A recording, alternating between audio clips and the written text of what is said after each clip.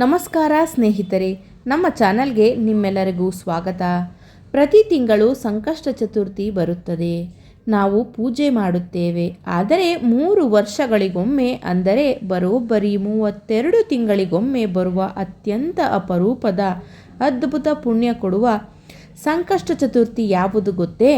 ಅದೇ ವಿಭುವನ ಸಂಕಷ್ಟ ಚತುರ್ಥಿ. ಹೌದು, ಈ 2026 ಜೂನ್ ತಿಂಗಳಿನಲ್ಲಿ ಈ ಮಹಾ ಸಂಯೋಗ ಕೂಡಿ ಬಂದಿದೆ. ಈ ದಿನದ ಮಹತ್ವವೇನು, ಪೂಜಾ ಮುಹೂರ್ತ ಯಾವಾಗ, ಚಂದ್ರೋದಯದ ಸಮಯ ಯಾವುದು ಮತ್ತು ಈ ದಿನ ಯಾವ ತಪ್ಪುಗಳನ್ನು ಮಾಡಬಾರದು ಅನ್ನೋ ಸಂಪೂರ್ಣ ಮಾಹಿತಿಯನ್ನು ಈ ವಿಡಿಯೋದಲ್ಲಿ ತಿಳಿದುಕೊಳ್ಳೋಣ. ವಿಡಿಯೋನ ಎಲ್ಲೂ ಸ್ಕಿಪ್ ಮಾಡದೆ ಕೊನೆಯವರೆಗೂ ನೋಡಿ. ಅದಕ್ಕೂ ಮುನ್ನ ನೀವಿನ್ನೂ ನಮ್ಮ ಚಾನಲ್ಗೆ ಸಬ್ಸ್ಕ್ರೈಬ್ ಆಗಿಲ್ಲ ಅಂದರೆ ಈಗಲೇ ಸಬ್ಸ್ಕ್ರೈಬ್ ಆಗಿ ಪಕ್ಕದಲ್ಲೇ ಇರೋ ಬೆಲ್ ಐಕಾನ್ ಕ್ಲಿಕ್ ಮಾಡಿ. ಸ್ನೇಹಿತರೆ, ಹಿಂದೂ ಪಂಚಾಂಗದ ಪ್ರಕಾರ ಪ್ರತಿ 3 ವರ್ಷಗಳಿಗೊಮ್ಮೆ ಒಂದು ಹೆಚ್ಚುವರಿ ತಿಂಗಳು ಬರುತ್ತದೆ. ಅದನ್ನೇ ನಾವು ಅಧಿಕ ಮಾಸ ಅಥವಾ ಪುರುಷೋತ್ತಮ ಮಾಸ ಎಂದು ಕರೆಯುತ್ತೇವೆ. ಈ ವರ್ಷ 2026ರಲ್ಲಿ ಜ್ಯೇಷ್ಠ ಮಾಸವು ಅಧಿಕ ಮಾಸವಾಗಿದೆ. ಈ ಅಧಿಕ ಜ್ಯೇಷ್ಠ ಮಾಸದ ಕೃಷ್ಣ ಪಕ್ಷದಲ್ಲಿ ಬರುವ ಚತುರ್ಥಿಯನ್ನೇ ವಿಭುವನ ಸಂಕಷ್ಟ ಚತುರ್ಥಿ ಎಂದು ಕರೆಯಲಾಗುತ್ತದೆ. ಶಾಸ್ತ್ರಗಳ ಪ್ರಕಾರ ಈ ಅಧಿಕ ಮಾಸದ ದಿನಗಳು ವಿಷ್ಣು ಮತ್ತು ಗಣೇಶನಿಗೆ ಅತ್ಯಂತ ಪ್ರಿಯವಾದವು.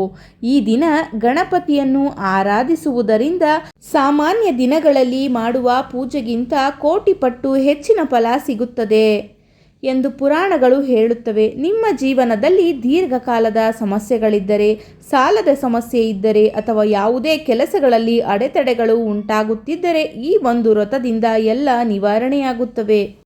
ಈಗ ಎಲ್ಲರಿಗೂ ಇರುವ ದೊಡ್ಡ ಗೊಂದಲ ಎಂದರೆ ಈ ವ್ರತವನ್ನು ಜೂನ್ 3ಕ್ಕೆ ಆಚರಿಸಬೇಕಾ ಅಥವಾ 4ಕ್ಕ? ಬನ್ನಿ ಪಂಚಾಂಗದ ನಿಖರ ಮಾಹಿತಿಯನ್ನು ತಿಳಿದುಕೊಳ್ಳೋಣ. ಚತುರ್ಥಿ ತಿಥಿ ಆರಂಭ ಜೂನ್ 3 ರಾತ್ರಿ 9:21ಕ್ಕೆ. ಚತುರ್ಥಿ ತಿಥಿ ಮುಕ್ತಾಯ ಜೂನ್ 4ರ ರಾತ್ರಿ 11:30ಕ್ಕೆ. ಸಂಕಷ್ಟ ಚತುರ್ಥಿಯ ವ್ರತ ಮುಖ್ಯವಾಗಿ ಬೇಕಾಗಿರುವುದು ರಾತ್ರಿ ಚಂದ್ರೋದಯದ ಸಮಯ. ಜೂನ್ 3ರಂದು ಬುಧವಾರ ರಾತ್ರಿ 10:04 ಚಂದ್ರೋದಯವಾಗಲಿದ್ದು ಆ ಸಮಯದಲ್ಲಿ ಚತುರ್ಥಿ ತಿಥಿ ಇರುತ್ತದೆ. ಆದರೆ ಜೂನ್ 4ರ ಗುರುವಾರ ಇಡೀ ದಿನ ಉದಯ ತಿಥಿ ಚತುರ್ಥಿ ಇರಲಿದ್ದರೂ ರಾತ್ರಿ ಚಂದ್ರೋದಯದ ವೇಳೆಗೆ ರಾತ್ರಿ 10:43 ಚತುರ್ಥಿ ತಿಥಿ ಮುಕ್ತಾಯದ ಹಂತದಲ್ಲಿರುತ್ತದೆ. ಹಾಗಾಗಿ ಹೆಚ್ಚಿನ ಪಂಚಾಂಗಗಳ ಪ್ರಕಾರ ಮತ್ತು ಶಾಸ್ತ್ರೋಕ್ತವಾಗಿ ಜೂನ್ 3, 2026ರಂದು ಬುಧವಾರದಂದೇ ಉಪವಾಸ ಹಾಗೂ ಮುಖ್ಯ ಪೂಜೆಯನ್ನು ಆಚರಿಸುವುದು ಸೂಕ್ತ. ಆದರೆ ಜೂನ್ 4ರಂದು ಗುರುವಾರ ದಿನವೂ ಕೂಡ ಚತುರ್ಥಿಯ ಪ್ರಭಾವ ಇಡೀ ದಿನ ಇರುವುದರಿಂದ ಆ ದಿನವೂ ನೀವು ಗಣೇಶನ ದೇವಸ್ಥಾನಕ್ಕೆ ಹೋಗಿ ವಿಶೇಷ ಪೂಜೆಯನ್ನು ಸಲ್ಲಿಸಬಹುದು. ವಿಭುವನ ಸಂಕಷ್ಟಹರ ಚತುರ್ಥಿ ಎಂದರೇನು? ಪ್ರತಿ ತಿಂಗಳ ಕೃಷ್ಣ ಪಕ್ಷದ ಚತುರ್ಥಿಯನ್ನು ಸಂಕಷ್ಟಹರ ಚತುರ್ಥಿ ಎಂದು ಕರೆಯಲಾಗುತ್ತದೆ. ಈ ದಿನ ವಿಘ್ನ ನಿವಾರಕನಾದ ಗಣೇಶನ ಆರಾಧನೆ ಮಾಡಿದರೆ ಜೀವನದಲ್ಲಿರುವ ಸಂಕಷ್ಟಗಳು ದೂರವಾಗುತ್ತವೆ ಎಂದು ನಂಬಲಾಗಿದೆ. ಆದರೆ ಅಧಿಕ ಮಾಸದಲ್ಲಿ ಬರುವ ಸಂಕಷ್ಟ ಚತುರ್ಥಿಯನ್ನು ವಿಭುವನ ಸಂಕಷ್ಟ ಚತುರ್ಥಿ ಎಂದು ಕರೆಯಲಾಗುತ್ತದೆ. ವಿಭುವನ ಎಂದರೆ 3 ಲೋಕಗಳು ಅಥವಾ ಸಮಸ್ತ ಜಗತ್ತು ಎಂದರ್ಥ. ಈ ದಿನ ಗಣೇಶನ ಅನುಗ್ರಹವು 3 ಲೋಕಗಳಲ್ಲಿಯೂ ವ್ಯಾಪಿಸಿರುವುದರಿಂದ ಈ ಹೆಸರನ್ನು ಪಡೆದಿದೆ ಎಂದು ಪುರಾಣಗಳು ಹೇಳುತ್ತವೆ. ಯಾಕೆ ಈ ಚತುರ್ಥಿ ವಿಶೇಷ? ಸಾಮಾನ್ಯವಾಗಿ ಒಂದು ವರ್ಷದಲ್ಲಿ 12 ಸಂಕಷ್ಟ ಚತುರ್ಥಿಗಳು ಬರುತ್ತವೆ. ಆದರೆ ಅಧಿಕ ಮಾಸ ಇರುವ ವರ್ಷದಲ್ಲಿ ಒಂದು ಹೆಚ್ಚುವರಿ ಚತುರ್ಥಿ ಇರುತ್ತದೆ. ಹೀಗಾಗಿ 2026ರಲ್ಲಿ ಒಟ್ಟು 13 ಸಂಕಷ್ಟ ಚತುರ್ಥಿಗಳನ್ನು ಆಚರಿಸಲಾಗುತ್ತದೆ. ಈ ಹೆಚ್ಚುವರಿ ಚತುರ್ಥಿಯೇ ವಿಭುವನ ಸಂಕಷ್ಟ ಚತುರ್ಥಿ. ಶಾಸ್ತ್ರಗಳ ಪ್ರಕಾರ ಈ ದಿನ ಮಾಡಿದ ಪೂಜೆ, ಜಪ ಮತ್ತು ವ್ರತಗಳು ಅನೇಕ ಪಟ್ಟು ಫಲವನ್ನು ನೀಡುತ್ತವೆ. ಈ ದಿನದ ವ್ರತವನ್ನು ಹೇಗೆ ಆಚರಿಸಬೇಕು? ಬೆಳಗ್ಗೆ ಬೇಗ ಎದ್ದು ಸ್ನಾನ ಮಾಡಿ ಶುಭ್ರವಾದ ಬಟ್ಟೆ ಧರಿಸಬೇಕು. ಗಣೇಶನ ಮುಂದೆ ದೀಪ ಹಚ್ಚಿ ವ್ರತದ ಸಂಕಲ್ಪ ಮಾಡಿ. ಇಡೀ ದಿನ ಉಪವಾಸ ಇರಲು ಸಾಧ್ಯವಾಗದಿದ್ದರೆ ಹಣ್ಣು ಅಥವಾ ಹಾಲನ್ನು ಸೇವಿಸಬಹುದು. ಗಣೇಶನಿಗೆ ಅತ್ಯಂತ ಪ್ರಿಯವಾದ ಗರಿಕೆ, ಕೆಂಪು ಹೂವು ಹಾಗೂ ಮೋದಕ ಅಥವಾ ಕಡುಬುಗಳನ್ನು ನೈವೇದ್ಯವಾಗಿ ಅರ್ಪಿಸಿ. ಓಂ ಗಂ ಗಣಪತಾಯೇ ನಮಃ ಮಂತ್ರವನ್ನು ಕನಿಷ್ಠ 108 ಬಾರಿ ಜಪಿಸಬೇಕು. ಸಂಜೆ ಗಣೇಶನಿಗೆ ವಿಶೇಷ ಪೂಜೆ ಸಲ್ಲಿಸಬೇಕು.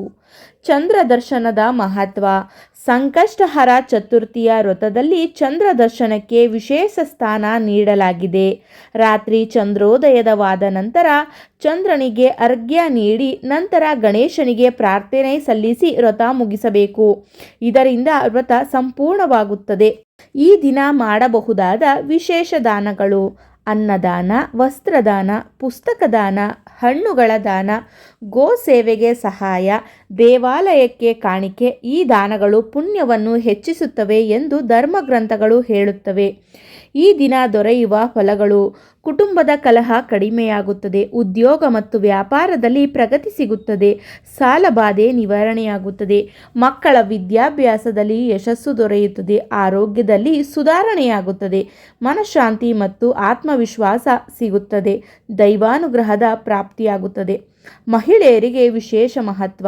ವಿವಾಹವಾಗದ ಯುವತಿಯರು ಉತ್ತಮ ವರನಿಗಾಗಿ ಈ ವ್ರತವನ್ನು ಆಚರಿಸುತ್ತಾರೆ. ವಿವಾಹಿತ ಮಹಿಳೆಯರು ಕುಟುಂಬದ ಸುಖ, ಶಾಂತಿ ಮತ್ತು ಸಮೃದ್ಧಿಗಾಗಿ ಗಣೇಶನ ಆರಾಧನೆ ಮಾಡುತ್ತಾರೆ. ಸ್ನೇಹಿತರೆ, 2026ರ ಈ ಅಪರೂಪದ ವಿಭುವನ ಸಂಕಷ್ಟಹರ ಚತುರ್ಥಿ ನಮಗೆ ಬಂದಿರುವ ಒಂದು ದೈವಿಕ ಅವಕಾಶವಾಗಿದೆ. ಈ ದಿನ ಭಕ್ತಿಯಿಂದ ಗಣೇಶನನ್ನು ಆರಾಧಿಸಿ ವ್ರತ ಮಾಡಿ ಜಪ ಹಾಗೂ ದಾನ ಮಾಡಿದರೆ ಜೀವನದಲ್ಲಿರುವ ಅನೇಕ ಸಂಕಷ್ಟಗಳು ದೂರವಾಗುತ್ತವೆ ಎಂಬ ನಂಬಿಕೆ ಇದೆ. ವಕ್ರತುಂಡ ಮಹಾಕಾಯ ಸೂರ್ಯಕೋಟಿ ಸಮಪ್ರಭ ನಿರ್ವಿಘ್ನಂ ಕುರು ಮೇ ದೇವ ಸರ್ವಕಾರ್ಯೇಷು ಸರ್ವದಾ.